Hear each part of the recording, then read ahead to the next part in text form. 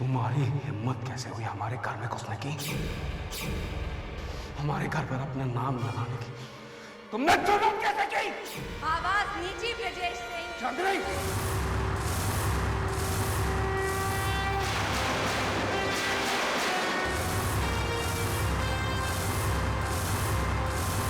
ऊंची आवाज में जितनी बात करनी थी कर चुके हैं।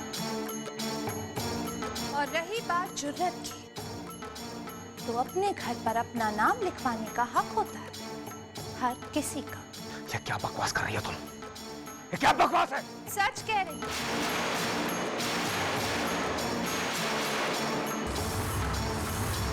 आपका और आपके भाई नाहर का ये घर अब हमारे नाम पर। सिर्फ ये घर ही नहीं, आपका एक एक पैसा, सारी जमीन जायदाद बिजनेस सब कुछ हमारा है।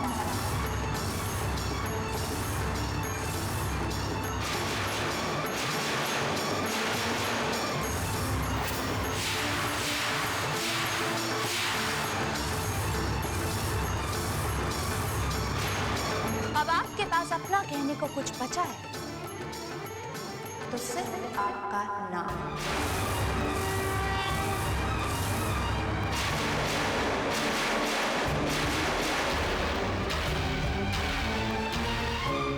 लगता अपनी नाकामी का सदमा तुम बर्दाश्त नहीं कर पा रही हो चांदनी। जबरदस्ती किसी के घर में घुस जाने से वो घर उनका नहीं हो जाता। और तुम पदम सिंह,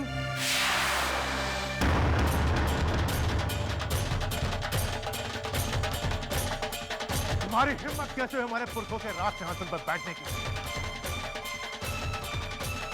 उस दिन तो तुम्हारी किस्मत तुम्हारे साथ, लेकिन आज काल भी तुम्हें नहीं बचा पाएगा।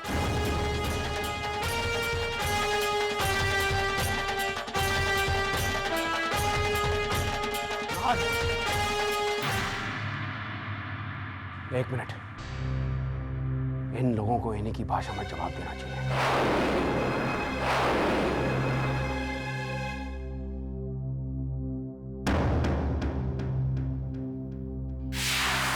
पदम सिंह, लगता है जेल से बहुत मोह हो गया है तुम्हें, इसलिए फिर वापस जाने का इंतजाम बना रहे हो तुम। अब मैं पुलिस को बुलाऊं या तुम यहां से खुद जाते हो? ब्रजेश सिंह, अब वक्त मेरे साथ है।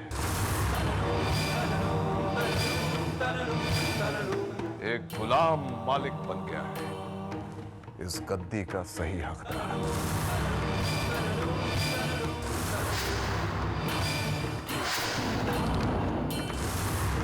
ए भौरी, याद है ना तूने मेरे मुंह पर तमाचा मारा था?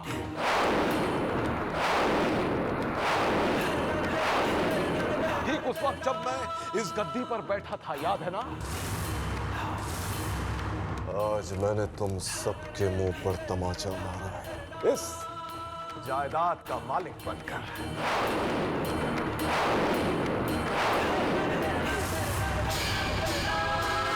सपनों की दुनिया से बाहर निकल पदम सिंह। तेरी औकात कल भी 2 कौड़ी की थी और आज भी 2 कौड़ी की ही है। हमारी औकात क्या है आपको अभी पता चल जाएगा भाभो। देवराज जी बताइए कि इनकी गैरहाजिरी में कोर्ट ने क्या आदेश दिया? Alright, mister Nahar Singh and mister Brijesh Singh, हो सकता है आपको ये जान के हैरानी हो, मगर सच यही है कि आपके दादाजी ने मरने से पहले अपनी सारी जायदाद का केयरटेकर मिस्टर पदम सिंह को बना दिया था।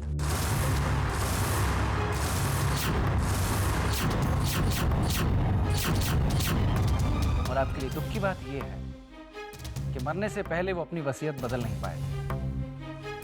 इन कागजात पे उनकी सिग्नेचर्स और आपकी खानदानी मोहर है, जिसे कोर्ट ने भी अप्रूव कर दिया। आप चाहें तो खुद अपनी आंखों से देख सकते हैं।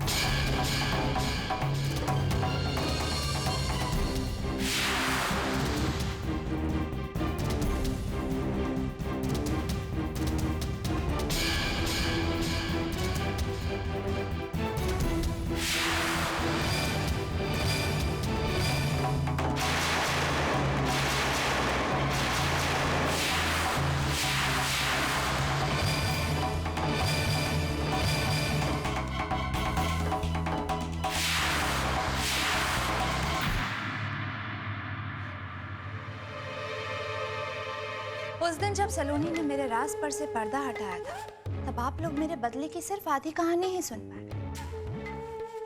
सिर्फ इतना जान पाए कि मैं अपनी बहन और बाबा का बदला लेने आई थी। पूरी कहानी का मजा नहीं उठाना चाहेंगे?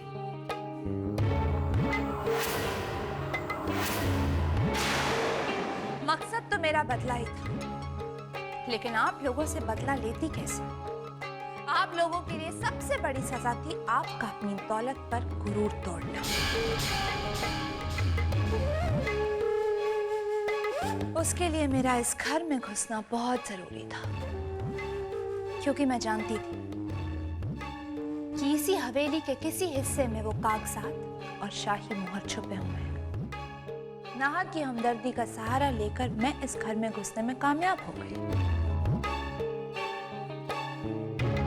और धीरे धीरे उन कागजात और शाही मोहर तक पहुंचने में भी कामयाब हो गई। ले लिया मैंने अपना बदला, पूरा हो गया मेरा मकसद। आपसे आपका सब कुछ छीन लिया मैंने। आप लोगों के तो बैंक अकाउंट्स तक फ्रीज हो गए।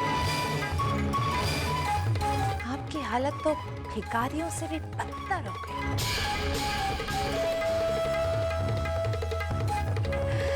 उनके पास कम से कम सोने के लिए फुटपाथ और रहने के लिए सड़क तो होती, आपके पास तो वो भी नहीं।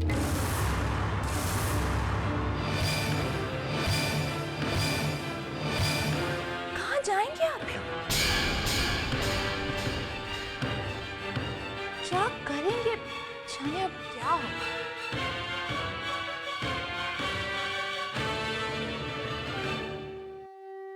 हमारी चिंता छोड़ो चांदी, अपने बारे में सोचो। ईश्वर गवाह है, नाहर ने इंसानियत के नाते तुम्हें सहारा दिया, आसरा दिया, तुम पर विश्वास किया और तुमने नाहर के साथ ही दगा किया। सजा तो ऐसी मिलेगी तुम्हें, जीवन भर तड़पोगी और माथे पर कोई हाथ फेरने वाला भी नहीं मिलेगा। बस करो, अब भी बहुत ताकत है ना तुम्हारी जुबान में। लगाम दो इसे, वरना धक्के मरवाकर बाहर फेंकवा दोगी।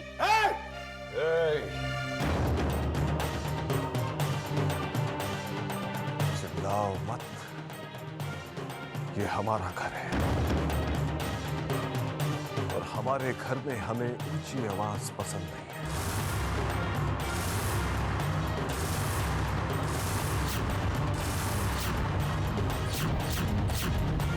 चलो निकलो सब यहां से, चलो सबके सब बाहर निकल जाओ यहां से।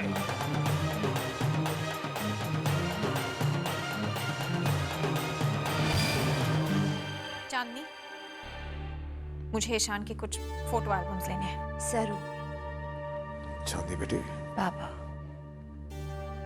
बच्चे के लिए कुछ भी ले जाना है तो ले जा सकते हो। अब मैं इतनी बुरी थोड़ी ना हूं।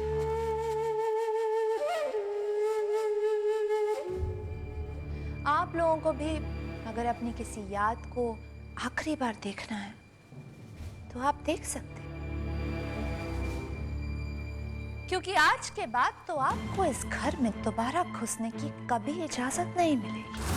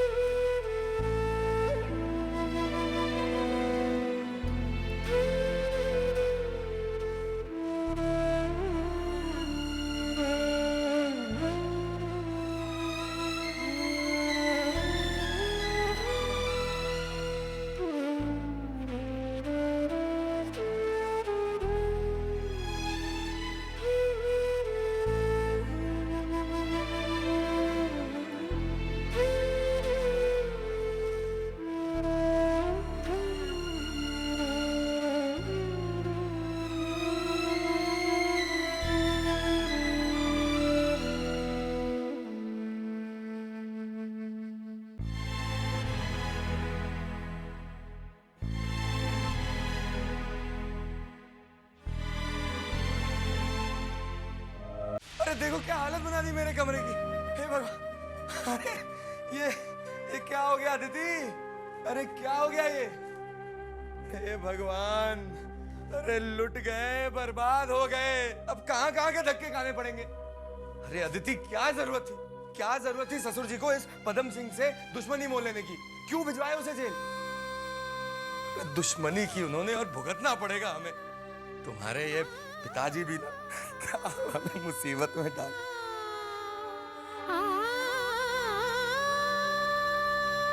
अरे अदिति, अदिति सुनो, एक आइडिया आया मेरे दिमाग में। कोई सुन तो नहीं रहा है।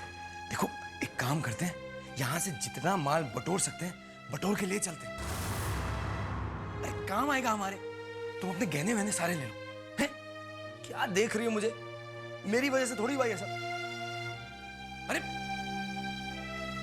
चली गई, कमाल है। रस्सी जल गई, बल निकल गया, राख भी गई हवा में उड़, लेकिन उसके बाद भी चबा रहे ईमानदारी का गुड़। ये सो कॉल्ड सेल्फ रिस्पेक्ट वाले लोगों का ना दामाद होना भी बड़ा नुकसान का काम है। अरे इससे अच्छा तुम्हें पदम सिंह का दामाद होगा, कुछ तो फायदे होते। वैसे देविका जी भी कम खूबसूरत नहीं है।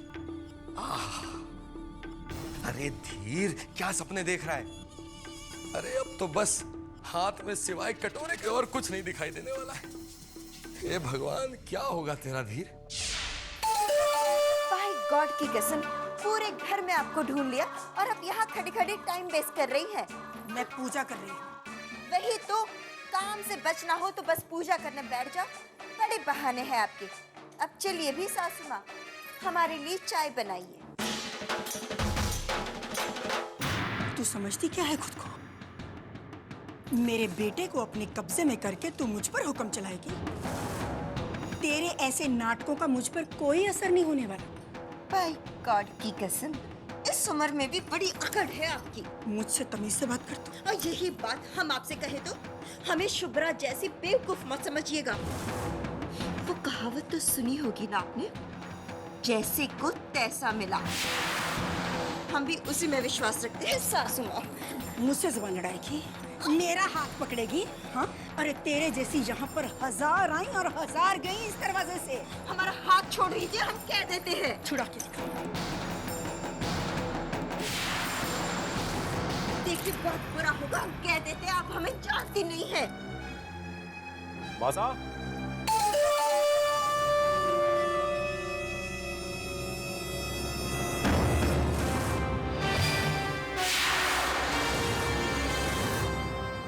क्या ठकुराइन साहब, चाय लाने में थोड़ी सी देर हो गई तो आपने हमें धक्का मार दिया।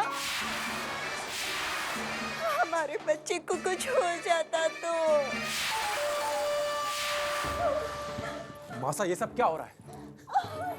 चमकी के साथ आप किस बात की दुश्मनी निकाल रही हैं? बेटा, मैंने इसे धक्का नहीं मारा। ये लड़की झूठ बोल। आपसे ऐसी उम्मीद नहीं थी। माना कि चमकी आपको पसंद नहीं, लेकिन उसके पेट में पल रहा बच्चा तो मेरा है, इस खानदान का वारिस। लेकिन बेटा तुम। मैं भी जाने क्यों बहस कर रहा हूं आपसे। जो अपने घर की बहू के साथ इतना बुरा सलूक कर सकती है, तो ये बेचारी तो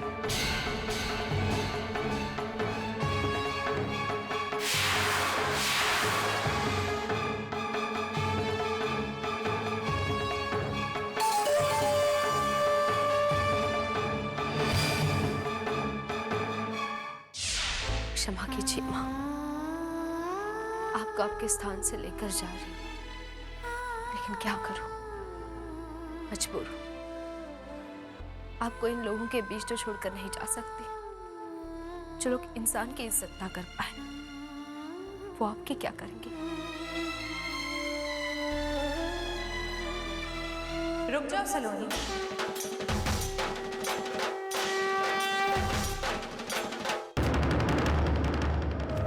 मैंने तुम्हें सिर्फ दर्शन की आज्ञा दी थी। इस घर का कोई भी सामान यहाँ से ले जाने की नहीं। चांदनी, इन्हें घर का सामान कहकर इनका अपमान मत करो। सिर्फ माताजी की मूर्ति ही तो लेकर जा रही हूँ। वैसे भी तुम्हारे लिए इनकी कोई अहमियत नहीं है। अहमियत कैसे नहीं है सलोनी? बहुत अहमियत। ये यहाँ पर छूटेंगी तभी तो तुम तड़पोगे। और मैं तुम्हें हर पल आंसुओं में डूबा देखना चाहती हूँ, क्योंकि वो तुम ही थी जिसकी वजह से मुझे हार मिली थी। अब चलो निकलो यहाँ से।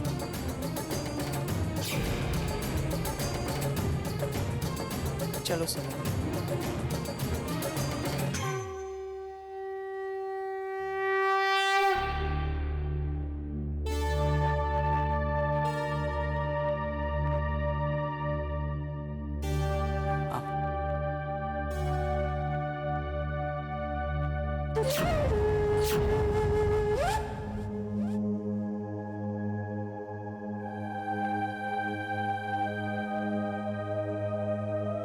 जरा रुकना तो सलोनी।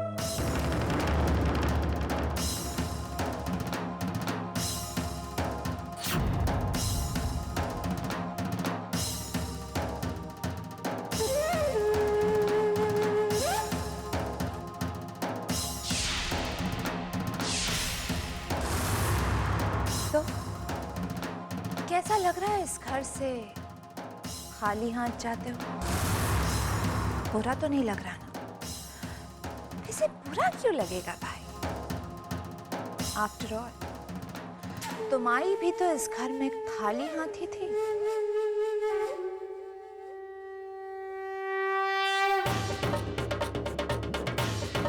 ये तुम्हारी गलतफहमी है चांदनी कि मैं खाली हाथ जा रही हूँ। मैं इस घर में आई जरूर खाली हाथ थी, लेकिन फिर नाहर ने मेरा हाथ थामा। ये परिवार मेरे साथ जुड़ता चला गया और मेरी दौलत इकट्ठी होती गई। मैं खाली हाथ नहीं जा रही, अपनी दौलत अपने साथ लेकर जा रही हूँ। मेरी दौलत मेरा परिवार है और सबसे बड़ी दौलत तो मेरा सुहाग है।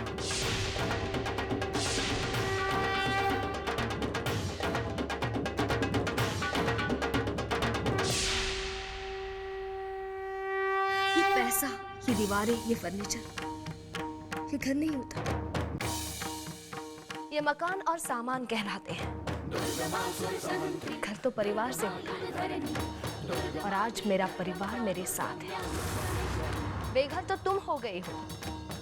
बिना परिवार के, बिना घर के और बिना सुहाग के कितनी अधूरी। सब कुछ है तुम्हारे पास जानने, लेकिन सुहाग नहीं।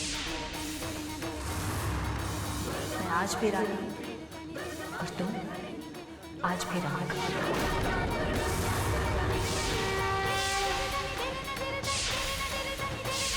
जय जय दुर्गे, जय जय दुर्गे, जय जय दुर्गे भाषिणी, जय जय दुर्गे, जय जय दुर्गे, जय जय दुर्गे नाशिनी।